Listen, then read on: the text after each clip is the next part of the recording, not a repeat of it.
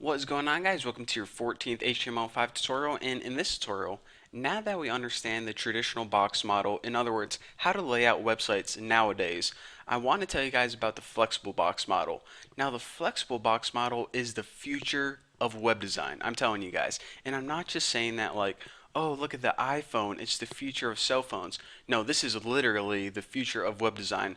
This technology isn't even out yet. Browsers are still implementing this, and it's probably going to be official in about a year or two.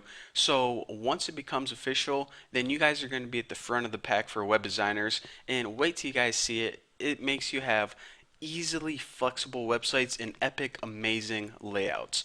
So let's go ahead and jump right into it. It's really easy to see visually in instead of me trying to explain what everything is, I'll just go ahead and show you guys. So what I did is I went and cleared out everything in our main CSS, and the only thing I have left in our main template is I left all of those IDs just because we can use them to reference our div tags still, and I didn't want to write them over. And that's basically it. I pretty much left all the IDs and yep, that's it. So basically you can just go ahead and copy this template for my forum, and once you copy this you'll be good to go. So let me go ahead, and there's only one small change that we have to make in Bucky.html, and that's this. We have our body, and then basically all of our body is wrapped in this huge div tag called big wrapper. Now under our navigation bar, but above our main section, what we want to do is we want to wrap this main section and also the side news in another div tag. So I'm just going to go ahead and write a div tag called div id equals, I'm just going to name it new div, so then we can clearly see what information is new in this tutorial aside from the last tutorial. So that's the div tag, and we need to close it. We're going to add our closing tag right below this last aside. So I'm just going to go ahead and throw that right there, and now you can see we got an opening and closing div tag called new div.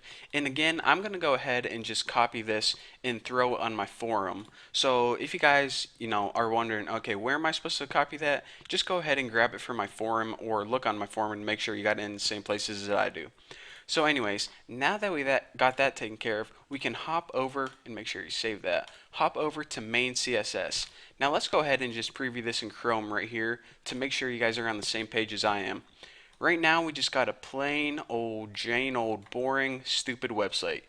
Time to spice things up a bit. So in our main CSS, the first thing we want to do is just some simple housekeeping stuff. For the overall website, we just want to reset the margins to 0 pixels, and also reset the padding of everything to 0 pixels as well. Now that we got that taken care of, let's just go ahead and fix our headers just so they look a tidbit pretty. So font, and I'm just going to save this as bold, 20 pixels, Tahoma. You gotta love Tahoma. Can't go wrong with Tahoma. And let me just go ahead and copy this real quick. And for heading 2, I'm going to do the same thing, except I'm going to change this to 14 pixels, just like that. And might as well save. Save often.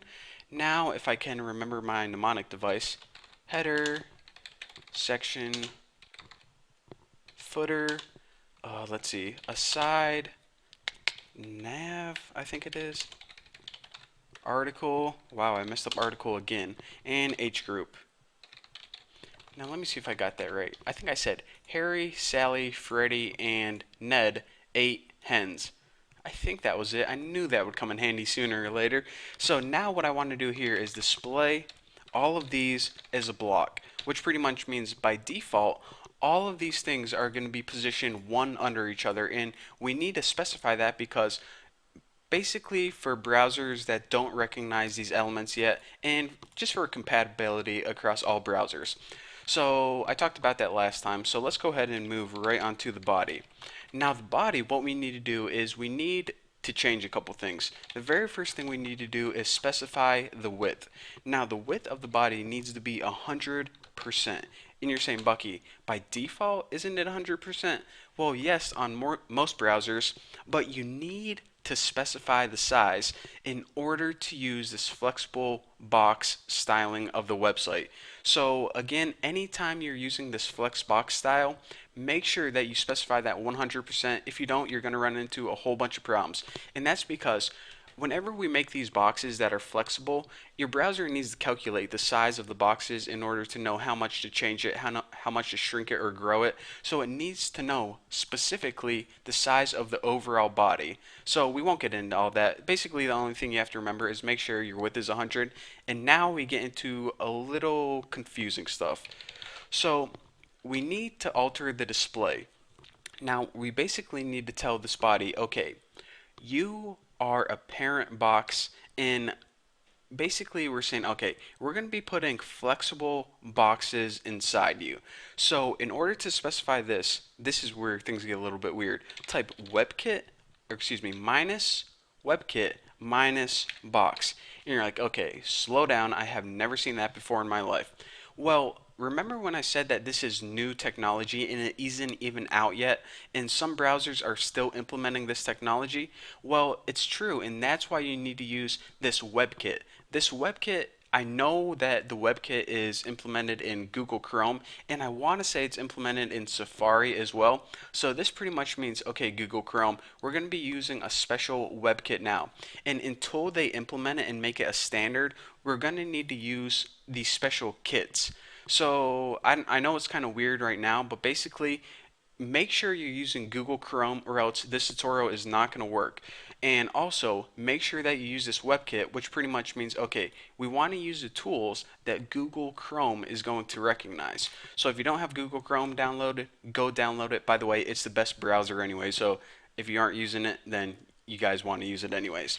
So basically what we're doing with this display is saying, okay, body, you're going to be holding a bunch of flexible boxes in it. Now, another thing that we want to use from the WebKit is a property called WebKit Box Pack. Now, WebKit Box Pack is basically saying, okay, how do we want the boxes inside this to be packed together? And we pretty much want to just say center, which pretty much means center align the boxes. Now, the property more specifically, since I might as well tell you guys in details, say you have a website that's 1,000 pixels wide. However, you only have two boxes in there that may be 300 pixels wide each. So you have a bunch of space left over. So what you're saying is, okay, when the website is bigger than the contents inside, just go ahead and center those contents. So essentially what we're doing is we're centering the one child that this body has, and since this body has one div, it's going to center the website. So basically this line right here is a weird way of centering the website. In other words, centering the children, which basically, like I said, centers the website. So now that we got all that confusing stuff taken care of, we got a lot of other stuff to tackle.